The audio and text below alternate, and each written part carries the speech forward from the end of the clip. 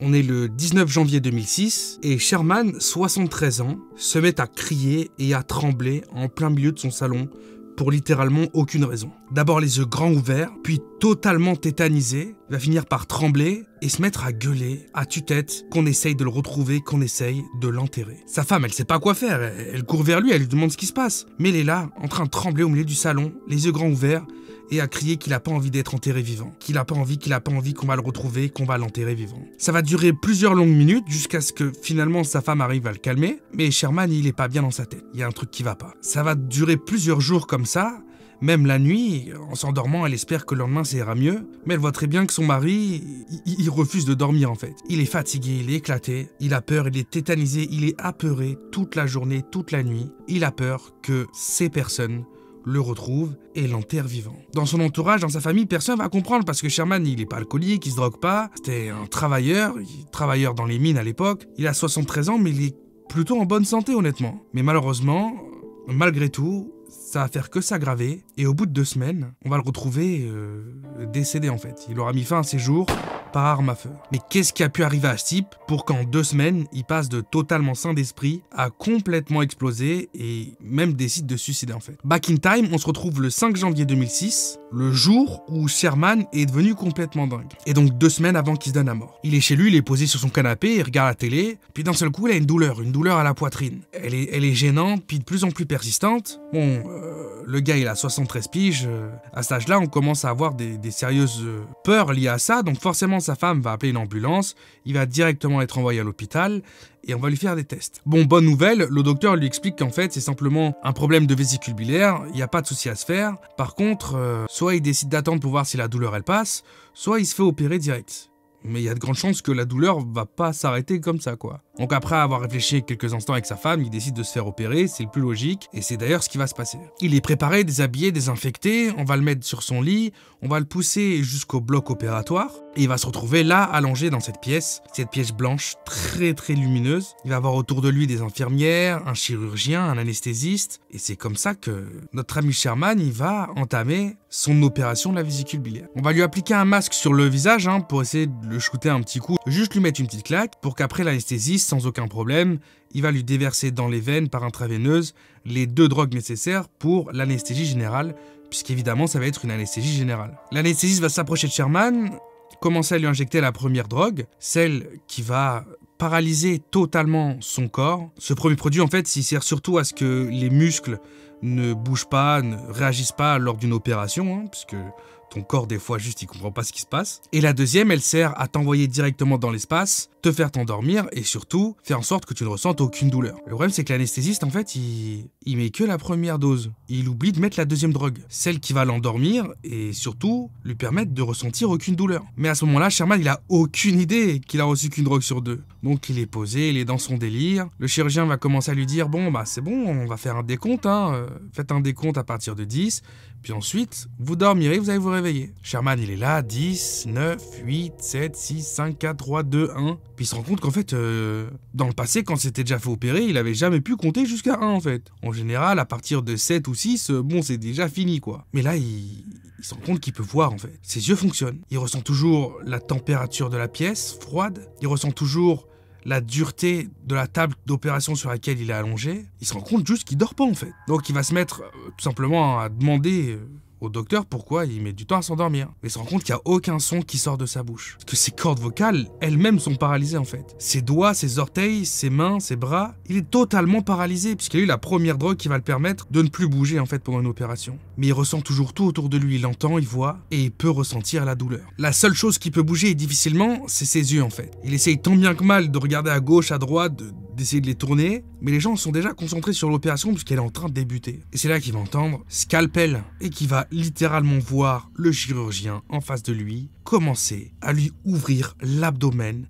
et débuter l'opération. Il va ressentir chaque instant de douleur, chaque instant de cette opération, et il n'y a personne qui est au courant de ça, quoi. Voir le chirurgien couper des morceaux dans son corps, écarter comme ça avec les mains, le voir ensuite demander les pinces, les clampes qui vont permettre au corps de rester ouvert pendant que le chirurgien, lui, va trifouiller à l'intérieur, déplacer les organes, aller chercher, regarder ce qu'il peut faire, littéralement opérer en fait cette vésicule biliaire. S'ensuit le moment de la succion où on va lui insérer un tuyau dans le ventre et Sherman, pendant tout ce moment-là, va sentir la moindre chose qui va lui arriver dans son corps. Il est en train de devoir subir à sa propre torture sans pouvoir rien faire en fait. Sentir ses organes, la chair, la graisse, le sang se faire sucer de son corps comme ça. À ce stade, il a juste envie de crever en fait. Là, il essaye même plus, il bouge même plus les yeux. Il a les yeux grands ouverts en direction d'eux. C'est fini quoi. Il se dit, j'ai juste envie de mourir en fait, je veux plus savoir ce qui se passe, je veux décéder, je veux pas savoir ce qui se passe. Et pendant qu'il est en train d'espérer de toutes ses forces qu'il va finir par mourir, il y a quelqu'un dans la pièce qui va le regarder, qui va voir, qui va s'apercevoir des yeux de Sherman, qui va se dire, mais putain, mais qu'est-ce qui est en train de se passer là? Pourquoi il nous regarde comme ça lui? La personne va commencer à se mettre à crier, arrêtez tout,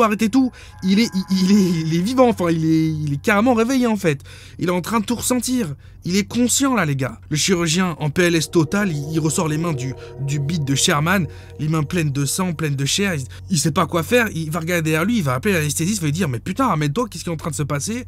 L'anesthésiste qui se ramène en courant, qui va directement injecter des tonnes de drogue, surtout en fait de l'antidouleur à Sherman, et pendant que l'anesthésiste est en train de faire ça, il se dit mais putain merde, je crois que j'ai mis qu'un truc sur deux en fait, je crois que j'ai mis qu'un produit, et en fait il est juste paralysé le gars, mais il est toujours là. Pendant ce temps-là, Sherman, les antidouleurs font effet très très rapidement bien évidemment, mais le chirurgien, l'anesthésiste, les gens dans la pièce sont en train de se dire, on est grave dans la merde en fait. Ça fait 16 minutes qu'on est en train d'opérer un type, il va se réveiller tout à l'heure, il va se souvenir de tout en fait. On lui a ouvert le bide, on a fait des dingueries avec son corps, et lui il a tout ressenti, il a eu mal. Le mec quand il va se réveiller, va forcément nous mettre la cartouche de notre vie quoi, il va porter plainte contre l'anesthésiste, le chirurgien, contre l'hôpital, il va nous éclater. Du coup, ils réfléchissent ensemble et l'anesthésiste va décider de lui donner une troisième drogue. Et cette drogue, c'est du midazolam. Le midazolam, c'est aussi appelé la drogue de l'amnésie.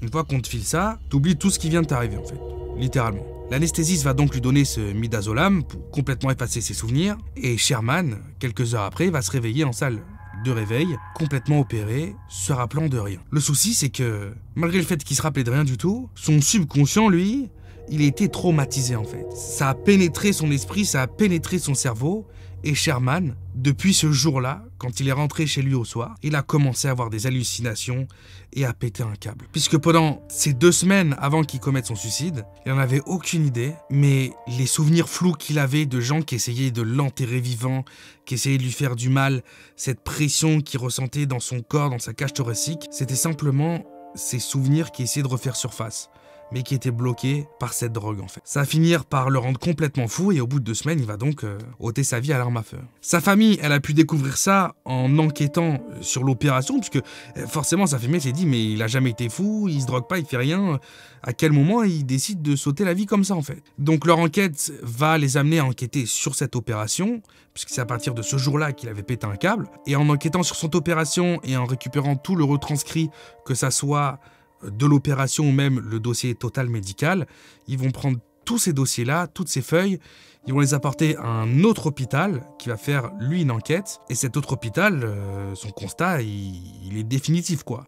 Son mari, Ruby Sherman, a au moins été, pendant 16 minutes, totalement conscient de son opération. La famille, elle va porter plainte contre l'hôpital, bien évidemment. Ça va durer 2 ans de combat, de procédure au tribunal, pour qu'en 2008, l'hôpital paye une somme tenue secrète à la famille. Et c'est comme ça que cette histoire s'arrête, en fait. L'horreur. En me renseignant ensuite par la suite avec cette histoire, j'ai pu voir qu'aux États-Unis, par exemple, après il y a beaucoup de personnes quand même, beaucoup de citoyens américains, mais aux États-Unis, c'est jusqu'à 40 000 personnes par an qui vont subir une opération en ayant des souvenirs de cette opération. Alors, des souvenirs de 1/4 d'heure, jamais de la vie, mais des bribes de souvenirs, c'est presque 40 000 personnes par an, ce qui est quand même incroyablement élevé, je trouve. Mais encore une fois, dans ces 40 000 personnes-là, il y a des tonnes de situations spécifiques, notamment les personnes qui ne peuvent pas totalement être shootées et totalement être endormies à cause de conditions médicales, ou bien simplement des personnes qui sont eux-mêmes dans la vie de tous les jours, des gens qui se droguent énormément, que ce soit du cannabis ou autre chose, et donc forcément les anesthésies ne fonctionnent pas correctement. C'est d'ailleurs pour ça que si un jour vous devez vous faire opérer, même en France, ou en Belgique, ou en Suisse, ou peu importe, on va toujours vous dire, voilà, si vous êtes un alcoolique, alcoolique ou si vous êtes un drogué, gros, au moins 2 semaines avant, essaye de rien faire, quoi. Ça va être dur pour toi, mais s'il te plaît, c'est important, pour toi surtout. En tout cas, pour le coup, Sherman, lui, c'était pas du tout le cas. C'était une erreur médicale 100% assumée. Et le pauvre, il n'a pas pu supporter, quoi. Bon, en tout cas, j'espère que les histoires comme ça et les vidéos comme ça vous intéresse. Si c'est le cas, vous lâchez votre meilleur abonnement, votre petit like, vous activez la cloche. Et on se retrouve dans 3 jours pour une prochaine vidéo. C'était Théo. Peace out.